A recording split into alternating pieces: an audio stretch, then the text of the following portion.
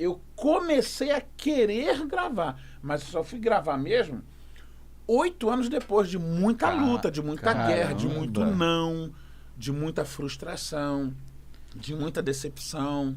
Mas não como assim, Álvaro, de gravadoras, de pessoas que você buscava e não te dava oportunidade? Exatamente. Assim, promessas, né? Olha, a própria Bandeira Branca, eu bati na porta da Bandeira Branca umas 4 vezes, recebi 4 nãos. Todas as gravadoras da época eu fui. Caramba. Califórnia, Bom Pastor, Louvores do Coração, Som Fiel, A Voz da Libertação, que era Amado! Davi Miranda? Exatamente.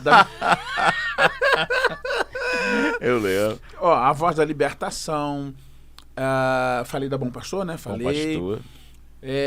Aqui no Rio, Rocha Eterna, que era do Eli, Favoritos Evangélicos, a própria gravadora que me gravou, Desperta Brasil. Desperta Brasil. Levei 5 nãos da Desperta Brasil, a Bandeira Branca. 5 nãos? E você não desistiu de procurá-los?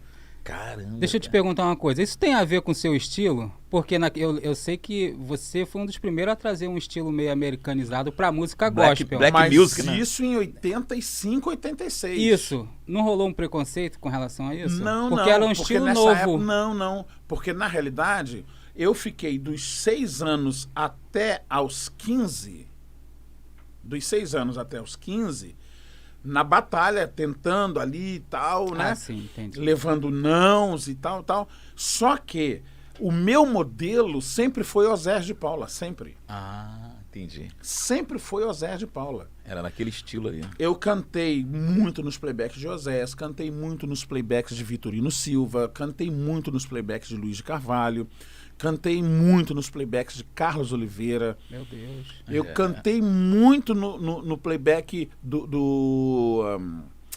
não, nessa época o Pastor Paulo Brito ainda não tinha lançado. Eu cantei no playback da Shirley. O amor de Deus brilha em mim. Desde quando olhei para a cruz. Eu com 12 anos, né? A voz era bem fininha. Depois a voz vai mudando, vai tomando outros contornos. Mas eu cantei muito nesses playbacks, desses artistas todos, desses cantores.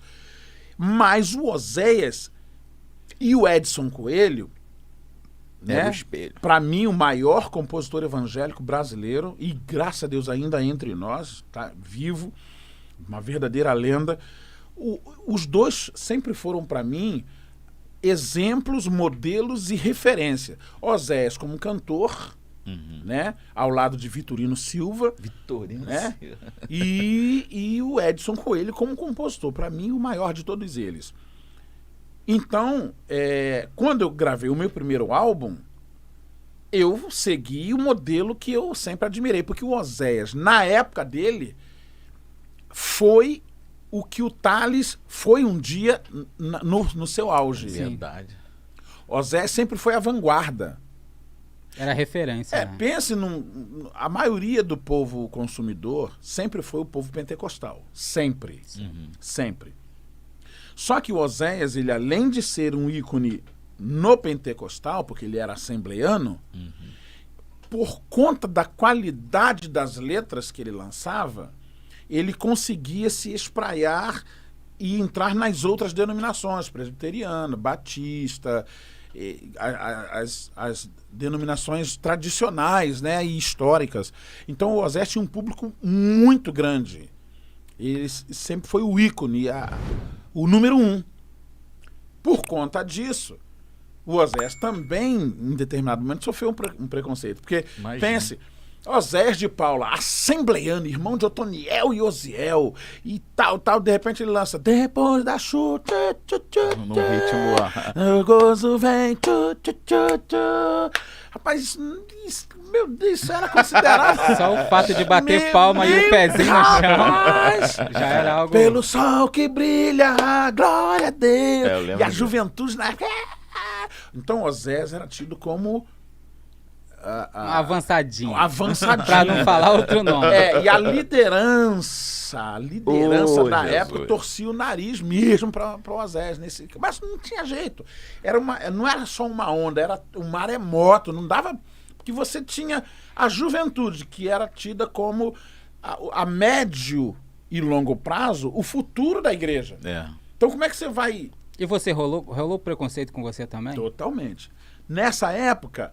A gente já... Você vinha nesse estilo. Eu olhava e tal e tudo, só que a gente ouvia o Elo, Grupo Elo, Novo Alvorecer, era Ozés no Pentecostal. Pra dar uma quebrada. Mas o Vencedores por Cristo, né? Eita. Então, tipo assim... Tinha aqueles LPs guardadinhos lá, que o pessoal não sabia que estava lá e tal, né? Bom, as músicas que tinham uma formação harmônica meio MPB, né? E aí aquilo ali a gente tinha que botar bem guardadinho lá. A gente ouvia quando os nossos pais não estavam por perto. Entendeu? Beleza. Só por causa do ritmo, né? Eu tô trazendo isso aqui porque é história. Não, a gente quer conhecer essas histórias. O podcast é o primeiro que eu faço na minha vida. Pô, que honra, mano. É o primeiro podcast que eu faço. Caramba. E você tem uma liberdade maior do que você tem nas entrevistas de rádio tradicionais. Com certeza. Nas rádios tradicionais. Sim, claro. Porque tem todo um tempo, e aí tem muita pergunta. Às vezes o pessoal faz pergunta, aí você responde o pessoal, e às vezes nem sempre... A resposta o pessoal tem a curiosidade, né? Você dá só aquela e tal, aí não. Mas aqui não. Aqui é conversa de cantina. Exato. Então, isso cantina de igreja. Cantina da igreja. Exatamente. Isso acontecia muito. O próprio Elvis, hoje, né? Venho ao presente, mas hoje, quando nós nos encontramos, o Elvis Tavares, que é o autor do Não Há Barreiras, eu e o meu primo Manuel, que é o Nenel, Manuel é seu filho, também compositor, a gente fica analisando, rapaz, como é que era a nossa época, rapaz, a gente ia pra casa um do outro, levava os LPs de Ozés de Paula, a gente botava os LPs e ficava cantando junto com o Ozés pra ver quem cantava na altura do Ozés e tal. Caramba, e a gente gostava de ouvir as músicas do Edson Coelho pra gente, como a gente compunha também, né? E a gente tinha aquele sonho de compor as músicas e tal. E quem é que vai usar? Vamos usar essa palavra agora? Arrebol. Vamos usar essa palavra também? Vamos rimar Cristo com isto. Que o Edson sempre foi muito rebuscado, né? Sempre foi muito abrangente, muito poético. E a gente sempre teve o Edson Coelho como... Então essas coisas aconteciam à medida em que eu ia participando de concursos musicais com as minhas próprias composições, com as minhas próprias músicas. Entendeu?